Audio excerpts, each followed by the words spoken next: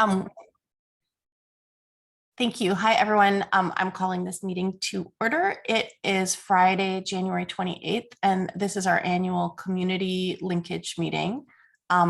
We have Carol Mahoney here representing the Kiwanis Club, and Joy, how do you pronounce her last name? Lickty. Joy Lichty from the Mercer Island Chamber of Commerce.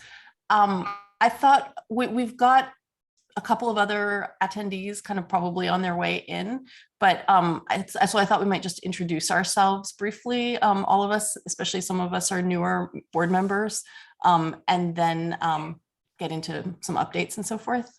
If Carol, if you would like to start. Sure.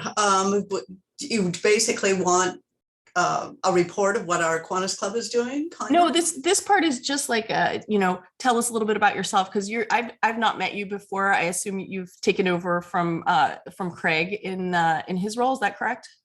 No, I'm not with the Mercer Island School District. No. Yeah. Sorry, I meant in as far as representing the Kiwanis Club. Yes. Okay. I thought you meant his role as communications director. No, he's moved on. Yeah, no, I have taken over as president of the Mercer Island Kiwanis Club and the community liaison to various other organizations, including the VFW and Rotary and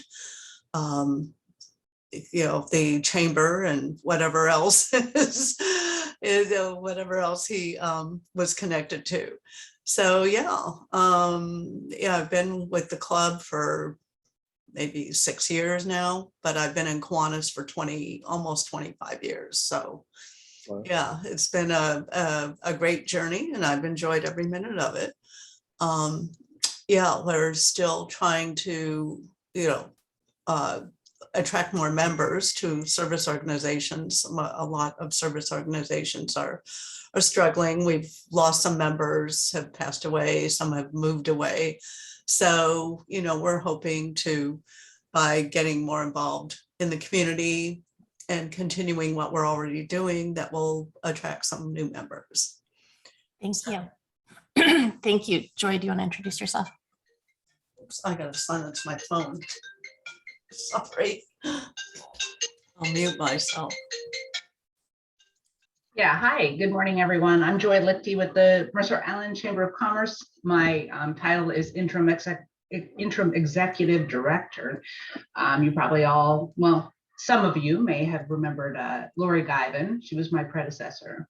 And I came into the chamber in the summertime, right before our big annual fundraiser. So kind of had to hit the ground running, and we had a great event down in the town center, our Art and Court event. And then since that time, I've really been digging in and getting to know the members, and we're currently sort of rebuilding our board, I guess you would say. We had several board members whose terms were ending and they decided to move on. And so I've been working with the remaining board members and trying to recruit. So that's taking up a lot of my time. Excuse me, I have a little bit of a cold.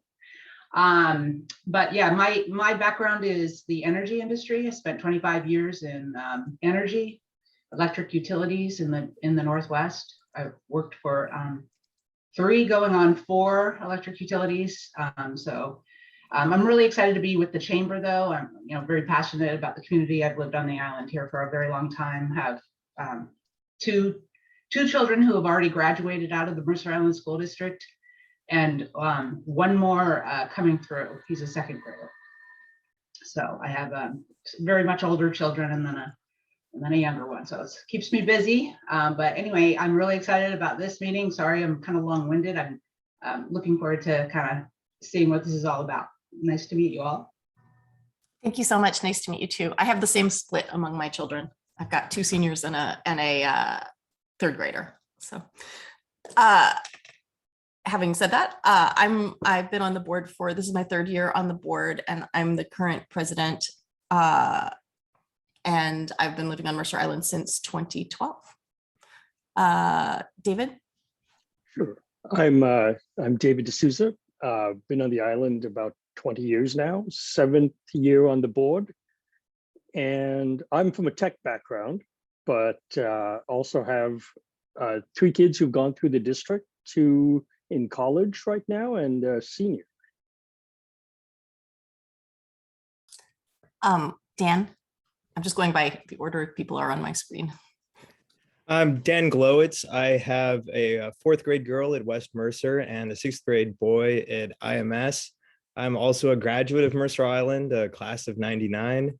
And I guess a piece of trivia, or not trivia, but an interest is one of my favorite places on Mercer Island is Prospect Park. From the dock, you can see a sculpture in the adjacent private house, which I'm pretty sure is the Chihuly that's outside that looks like a yellow tree. That's very cool. Tam. Morning, Carol and Joy. My name is Tam Din. This is my 3rd year on the board. I have 3 boys in the school district, 1 in Northwood, IMS, and also in the high school. I'm also a social work professor. Deborah. Good morning. I'm Deborah Lurie. It's my 5th year on the board. I have 1 daughter in the school. She's at the high school, and I am also a graduate of Mercer Island High School. And I won't tell you what year I started here or moved here. I think I win with this group, but we'll see. Oh, maybe not. Carol probably beats me. But also I am spend my time as a King County Public Defender. Donna, did you want to introduce yourself too? Good morning, Donna Koloski, Superintendent in my 5th year here on Mercer Island. It is my final year. I've announced my retirement, but this is one of the linkages that I look forward to. It's kind of a traditional piece for our board to meet with the community service groups and kind of update them on our work with students and hear from the service groups that we know how much you're supporting the youth as well. And so that sharing of information across our groups in support of our youth is always so heartwarming to see. I think that is one of the truly wonderful things about Mercer Island is the strength of community spirit that exists here. So thank you for being here. I know that, as Carol already mentioned, decline in membership is something that the pandemic has kind of pushed into every realm of human life right now. And we are feeling in the school district as well because of folks moving and being transitional during the pandemic. We are down in our enrollment. So Carol, we hear your pain. We know how hard it is to keep people focused on the good work of entities like yours as well as public schools. So, and again, thank you both so much for being here. I see that we have Jen McClellan has joined us, so we just need to get her promoted. On the way.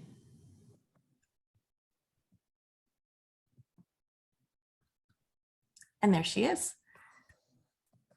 Jen, we have just all gone around and briefly introduced, oh, hi, good morning. We have just all gone around and briefly introduced ourselves. So if you don't mind just really quickly introducing yourself and which of your like 10 hats you're wearing in your role here today. I know, I confuse everybody. I'm here representing Mercer Island Rotary in the linkage. So thank you. And thank you for including me, and hopefully I can bring value and take all the messages back to Rotary. Great, thank you. On the agenda for today, we have talking about the levies and talking about education related topics. I'm also happy to do a super quick, like 30-second summary of what's going on in terms of the superintendent search, looking for trying to figure out who is going to succeed Superintendent Koloski when she retires this summer. I wanted to ask first, though, whether any of you have any specific questions on behalf of your organizations that we need to make time to make sure we get to answer.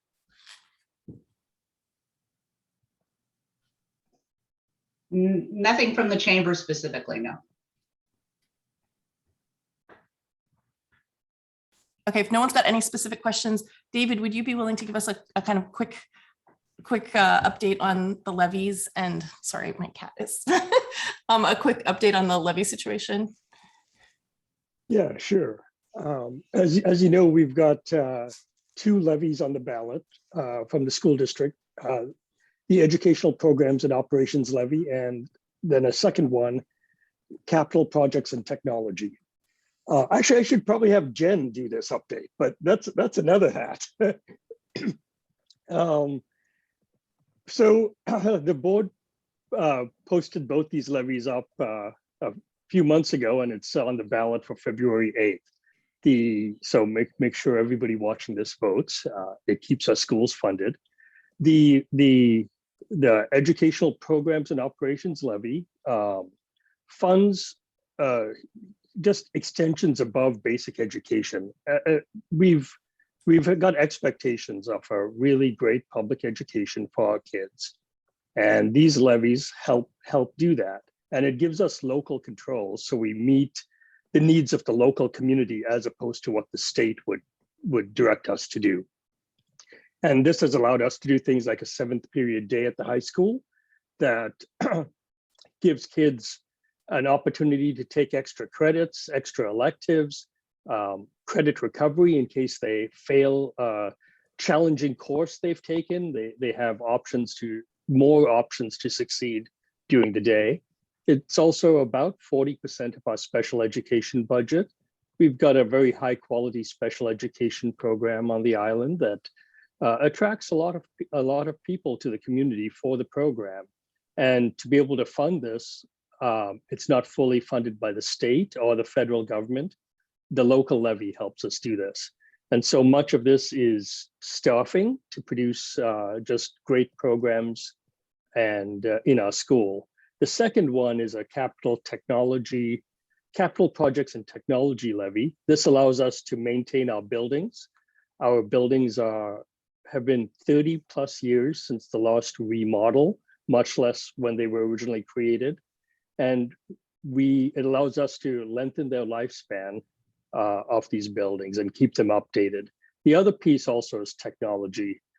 Clearly, as we've been remote, we've put new burdens on the technology equipment in our school. And so many of the background pieces of equipment, like our routers and networks, have to be upgraded, as well as things like smart boards and other things to make hybrid and Zoom style education easier and better and more compelling. And finally, it also funds professional development for our staff to be able to take advantage of all this new technology that's coming in. So large number of things going on with this levy that are super important to our schools. It's about 20% of our budget overall, and it funds students who are already enrolled in our schools. So it gives us that little extra bump to make sure that kids who are in our schools just get that extra dose of public education. So yeah, I think that should about cover it. Jen, if you want to add anything. Jen is one of our campaign volunteers as well, actually. I think the only thing to add is this is normal. Like all the other districts, 99% of the other districts in the state, this is what they do. We all do this. So basic funding gets us to this part, and then our levies, our local levies, take us to what we all consider normal school.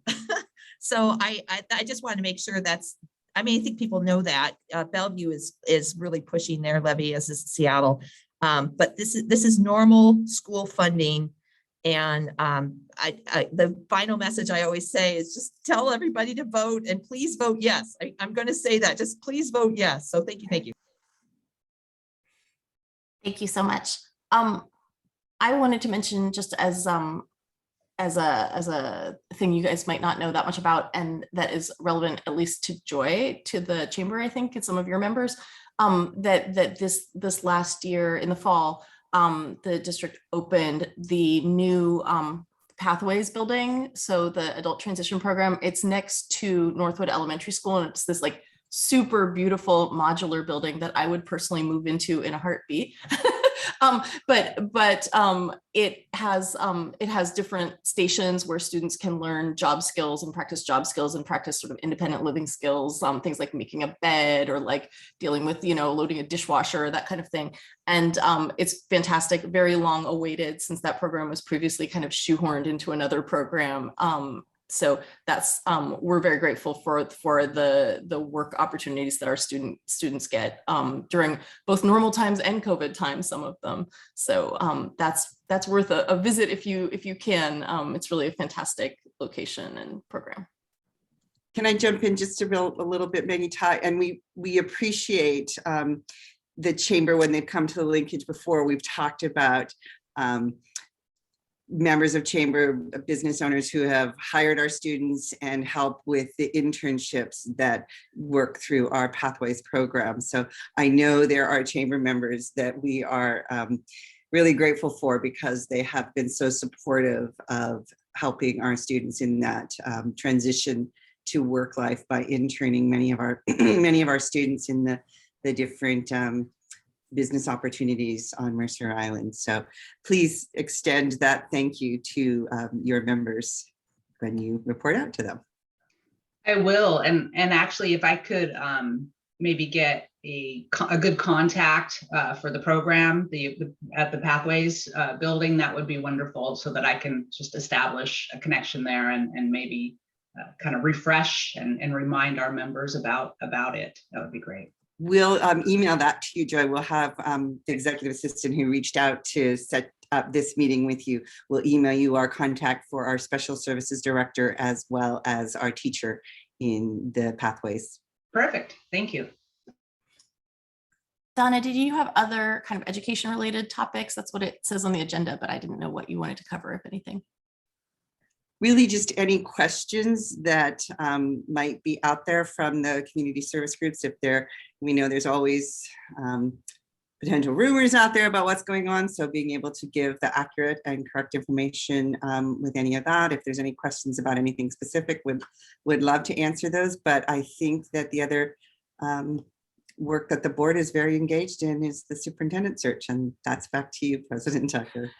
Sure. So we are just kind of now, so Superintendent Klosky announced her planned retirement at the end of last school year, towards the end of last school year. And so we are only now, this is sort of the season for this type of search and selection process. And so we have the board has hired a search consultant, Tradition Search Partners, I think. And the consultant was supposed to come in to visit in person and visit our schools and get a little, she's done a placement on Mercer Island before at one of the private schools. So she knows the island, but she hasn't spent time in our school district before. So she was supposed to come in a couple of weeks ago, but because of the Omicron spike, she wasn't able to do that. And so instead she conducted a virtual visit for about 2 weeks where she ran groups. There was an article about this in the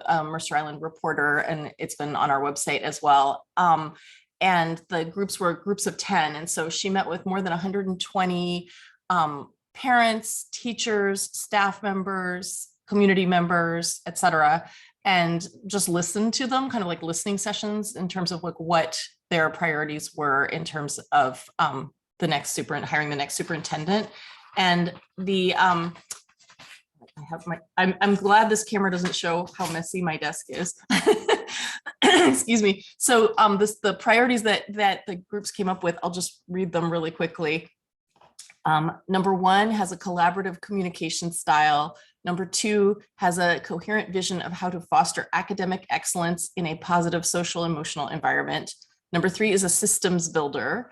Number 4 manages innovatively within a strategic budget. Number 5 demonstrates an apolitical commitment to diversity, equity, and inclusion. Number 6 demonstrates an understanding of the Mercer Island community. Number 7 demonstrates expertise on public school district leadership. So those were the priorities set by the community and then kind of affirmed by the board. And so based on those those priorities, she has written a job description, which is publicly viewable. And I'll talk in a moment about how to do that. And that job description is going to be published in all the usual places and some unusual places, we hope.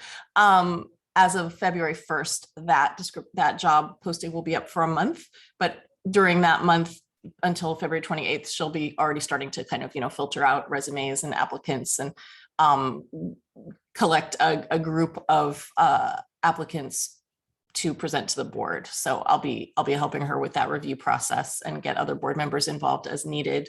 So that's where we are, and we're excited about having a chance to kind of like reaffirm some of the work that Superintendent Klosky has been doing and kind of continue on with some of the projects that the district is kind of like engaged in, halfway through, almost finished with, just getting started, so that we can have continuity in terms of our expectations and kind of achievements in the district. So that's where we are. I think it's been a good process so far. And if you're interested in following it, you can go to the Mercer Island School District webpage, and there is a link that says something like, follow district news. If you click on that link, you can sign up for email updates on if you want to follow a specific school, or in this case, the superintendent search. And then when an email update goes out, it'll go to you. Of course, we're also updating the district. Sorry about the barking dogs. We're also, they're not going to stop. There are other updates that will go out to the whole community. And also there's a website, there's a page off our website that's like a superintendent search kind of continuous update. I'm going to mute myself for a moment. Donna? Certainly, I can absolutely talk a little bit about what we talked about with education based, and the rationale for this linkage with our community service groups is because we actually have embedded in our values, vision, mission, and our student focused fundamentals, 2 of our 5 fundamentals really focus on citizenship and civic awareness. Our fundamental 3 says develop self-awareness, empathy, emotional, social intelligence, responsible decision-making, and citizenship. And fundamental 4 talks about engage students in analytical and critical thinking in order to identify and address global concerns. So we talk and hopefully are implementing for our students a real sense of how important being a good citizen is, what civic awareness really look like, and how is community service so essential to being not only a global citizen, but a local citizen. And I know that Kiwanis and Rotary have really supported our youth by having kind of student groups that they have helped facilitate. It's down to even to our younger students in elementary. I know that Carol has had a hand in working at Lakeridge with our K kids and supporting them in doing some community service projects. And then at the high school, we've always had an active Interact branch, so to speak, the student branch for Rotary. And then again to the chamber, as I said, our work with the chamber has always been about how are we as the adults focused in the community supporting our students. So those were some of the pieces that I really wanted to mention, that we have work that is focused within our 5 fundamentals on that citizenship and civic awareness, and making sure that we are educating the whole child. That is part of our values, vision, and mission statement. And so that's kind of the rationale for this linkage, so that we can share information across and support each other in the community in the work.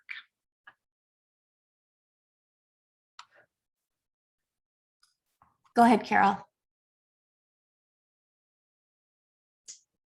Sorry, I needed to unmute myself. Yeah, thanks for mentioning the student groups, the Mercer Island High School Key Club, which is Kiwanis' version of for high school students, and K Kids, which is the elementary version of Kiwanis in the elementary schools.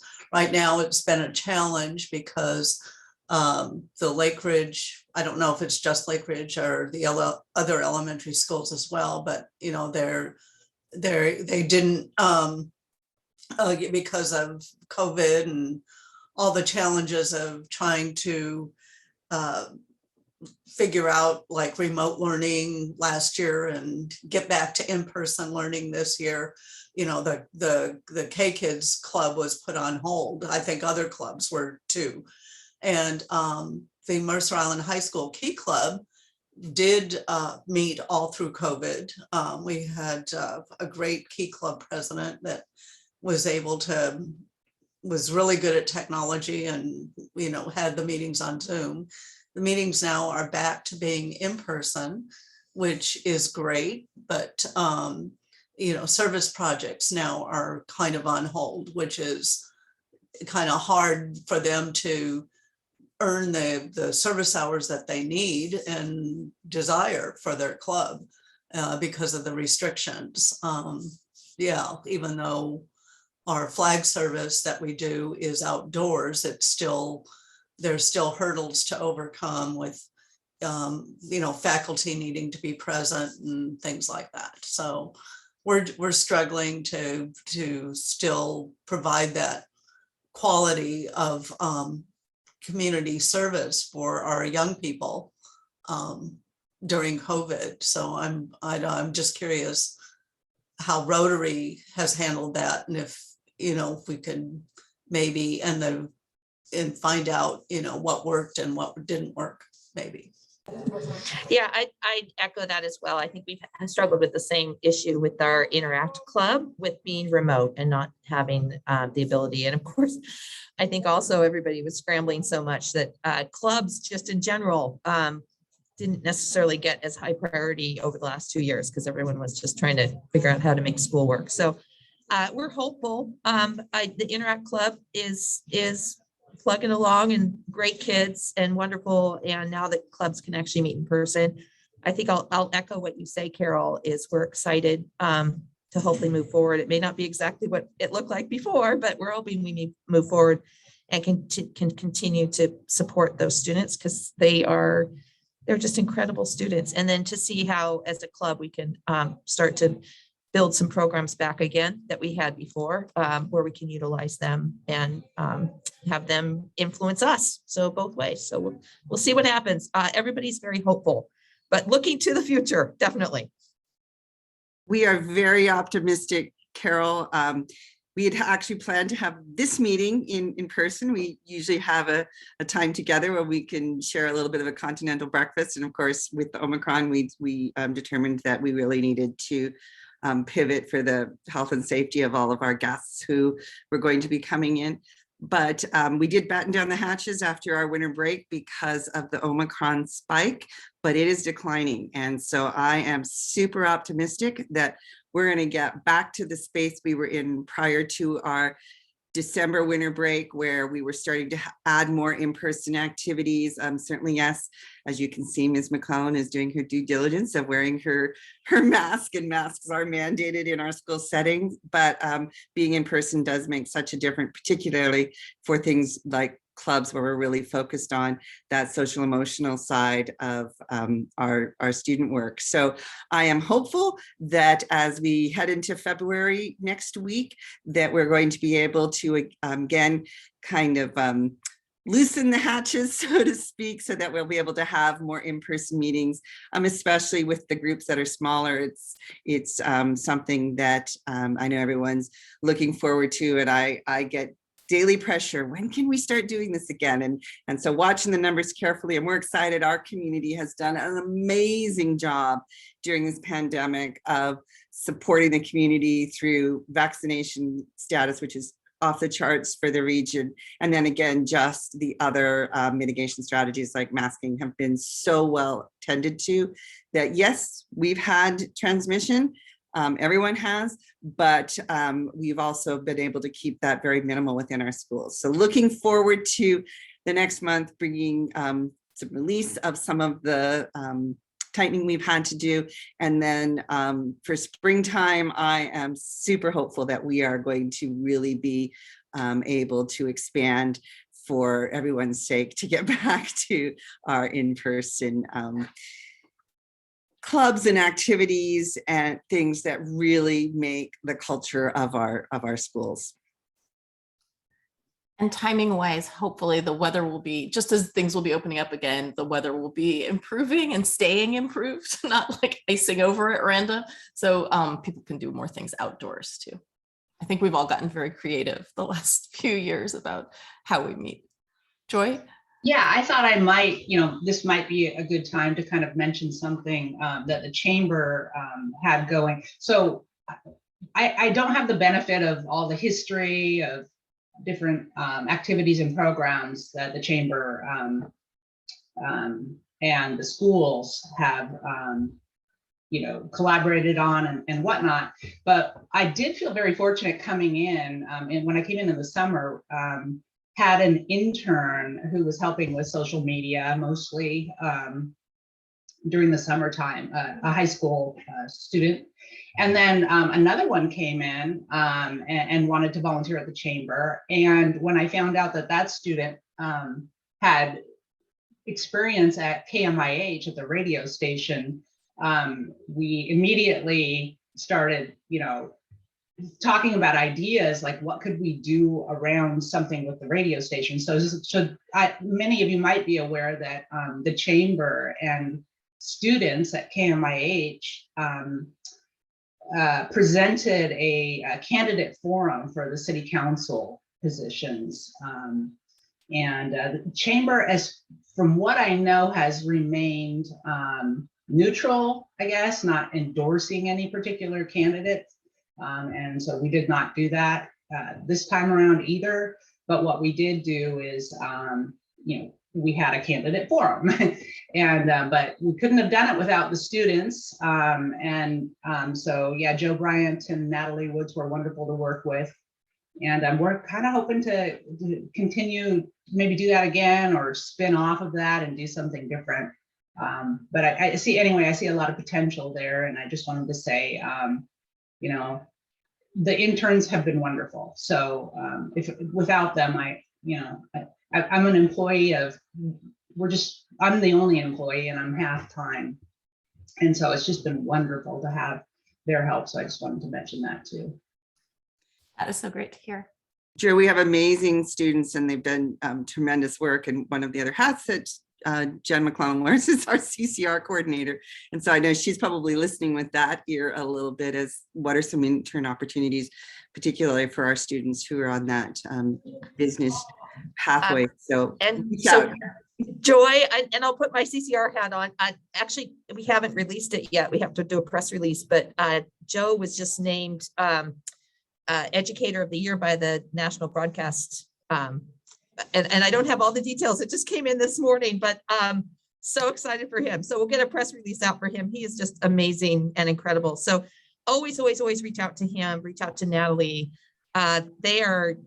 They particularly with the ABRO, which is our advanced broadcast kids, they are always looking for projects and just would love to have projects. So anything the chamber or anybody that partnered, any of the businesses and business owners in Mercer Island would love to partner as well. The other thing I just as a suggestion is our advanced marketing class, Shannon Tapp. They are at that stage of the year where they are looking for projects. And that's always a scramble to try to find challenging projects that the students can dig their teeth into where they can apply the skills that they've been learning all year long. So she's another contact, just a quick little, hey. Can you repeat her name, Jen? Her name is Shannon Tapp, TAPP, SHANNON .TAPP at mercerislandschools.org.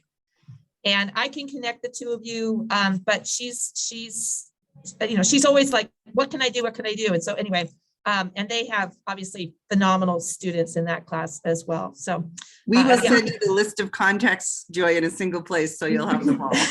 And that'd be great. Thank you so much. Yeah.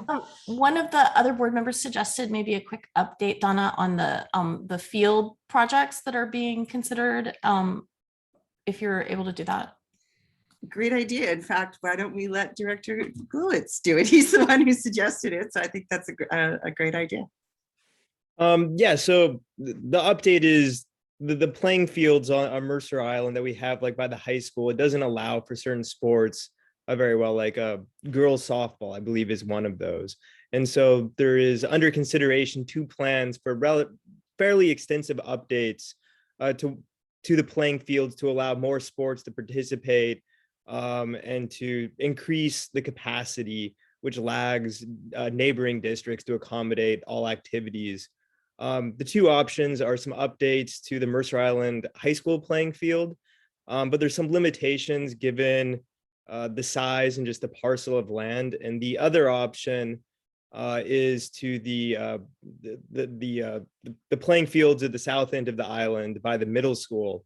Those would be a little bit more expensive, although it looks like initially that the utilization would be far greater, and also more opportunities for community use. So there was a survey, I think it closed, I could be wrong, maybe today or yesterday, soliciting community feedback. But I think it's very exciting for updated more opportunities for the community to have an asset that's really shared by everyone, as well as equity and having a playing field for girls softball that's functional. Thank you. Having those club tournaments brings folks onto the island, which supports everyone in the community, particularly local businesses as well, because the folks who are coming on are always looking for services that they will take advantage of while they're here. So it's an exciting project for us. Can I just Take advantage add of, that sorry, I was going to say take advantage of while they're here, but also like pick up dinner on their way home, that kind of thing. Sorry, Deborah. this is an example of our capital levy that is coming up for renewal right now. This is funding. This is the current, well, part of the funding that comes from this is part of the current capital levy, the 6-year levy. So it's the 6th year of it. And a huge chunk of the money was delegated for a turfing a grass field on the island. Originally, the thought was that it was going to be the JV field at the high school. And then as time has gone on, the need for the community has changed, or at least, been changed. And so this is another example of the importance of our levies, that we are just frankly unable to do these types of things for the community without the community support.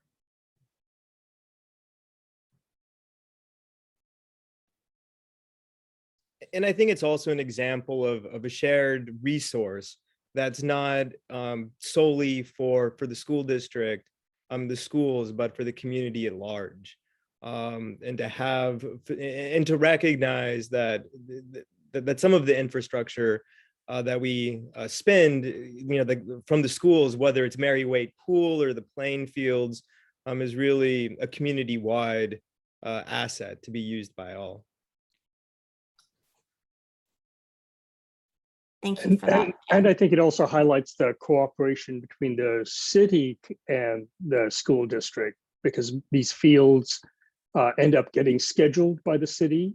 Usage fees allow for the ongoing, that are collected by the city, allow for ongoing maintenance of these fields. And hopefully there's some sort of sharing of the cost as well. And the same happens with the swimming pool too. And hopefully we'll be back to swimming competitions there as well, which again bring more people onto the island. I was just going to ask whether any other board members have topics that they think would be of interest to our visitors. I'd also love to hear how community organizations think about light rail and its coming, and what advantages that's going to bring to the community, and perhaps onto impact for our kids and education and things like that. So if you're thinking about how that's going to change your businesses in the future, it might help us as well understand how it'll change education.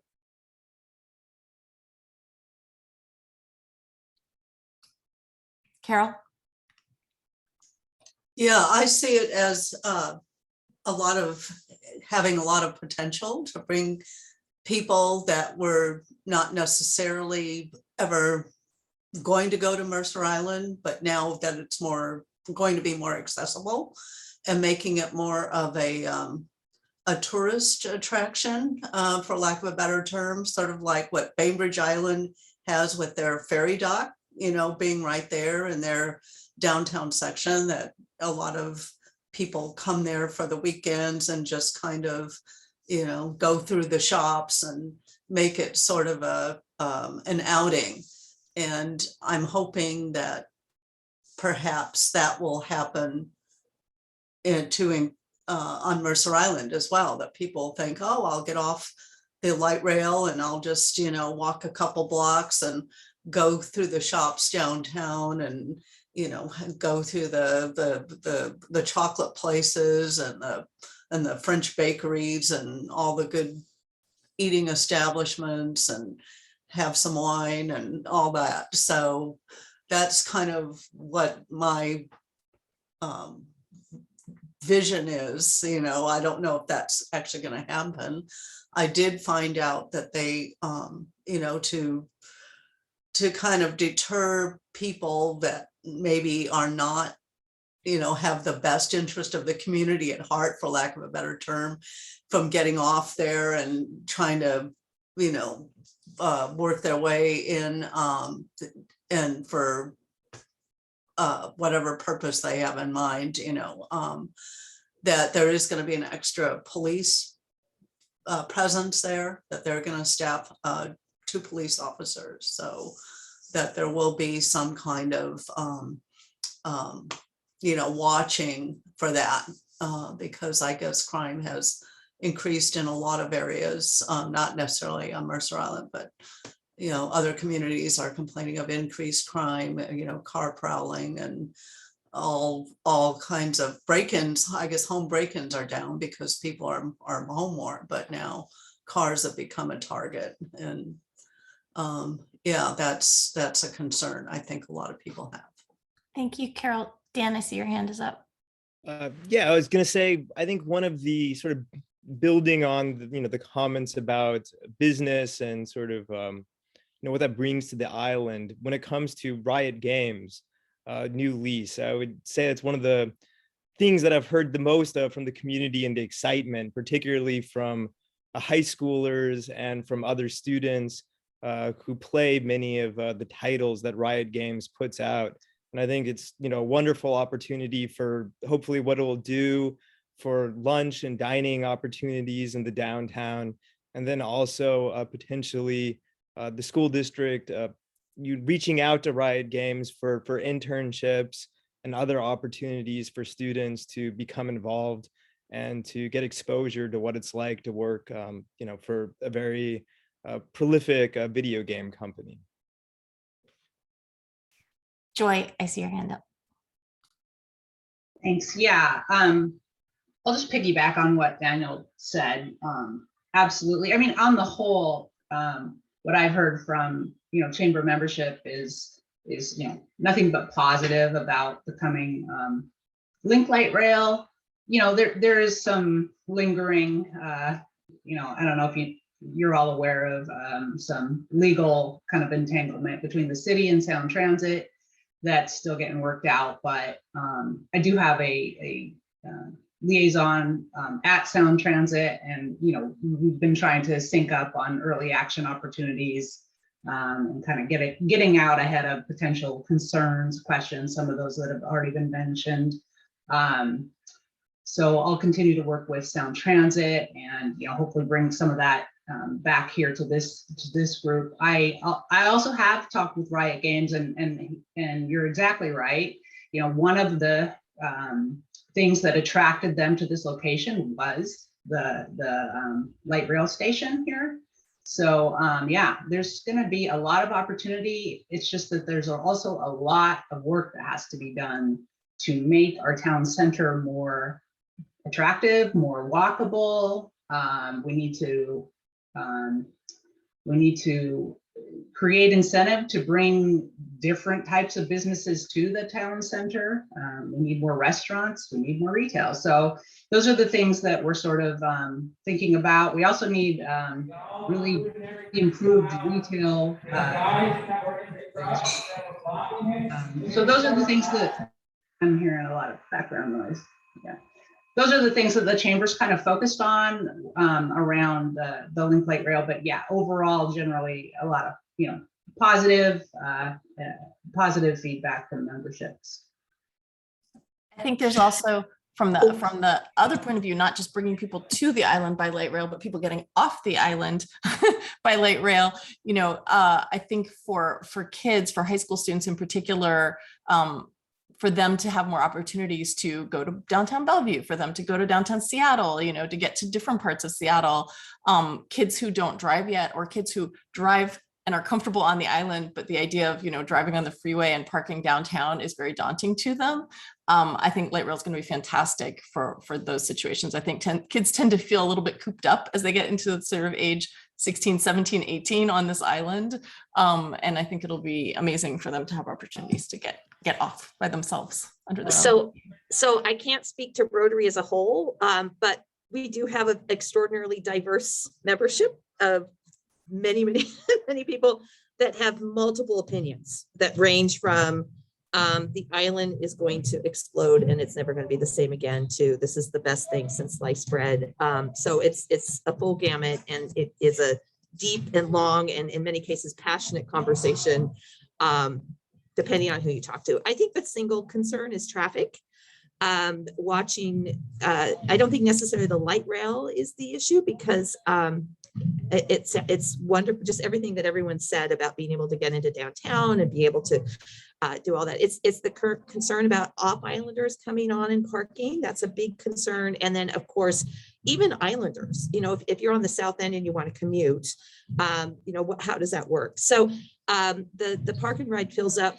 If you're not in there, you know, by 6:10 in the morning, it's full. And so I think that's, if you had to boil it down, it would be that. And then of course, if there's any sort of influx of car prowls and things along those lines. So I think if we boiled it down to concerns, that would be the concerns. And then the broader is having the convenience of being able to hop on and go other places is enticing. So we'll see, but there's a different opinion depending on who you ask at any club meeting. It's a really great point, Jen. And I think that from kind of like a systems perspective, it's worth just thinking about the fact that, you know, the light rail is not like a standalone thing. There's a lot that's going to have to happen to support it on the part of the city, the police, businesses, you know, community members, transit for sure, like how we're going to get people from home to there, right? So yeah, I don't live on a bus line. So for me, if I can't drive up there and leave my car, it's complicated. You know, I guess I could Uber or something. Sorry, I've got kids coming and going.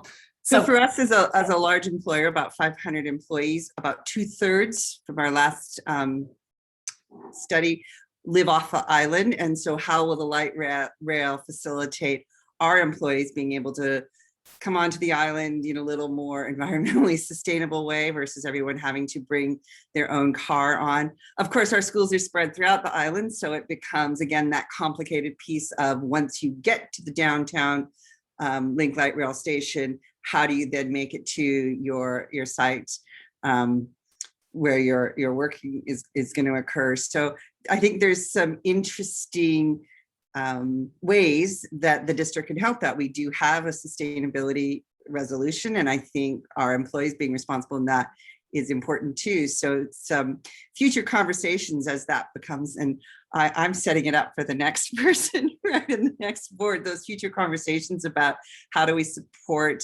our staff in being able to use light rail and still get to their locations. Is there a van system or something that supports staff who are coming from both sides of the island onto the island? Would be a great addition to the long range transportation plan.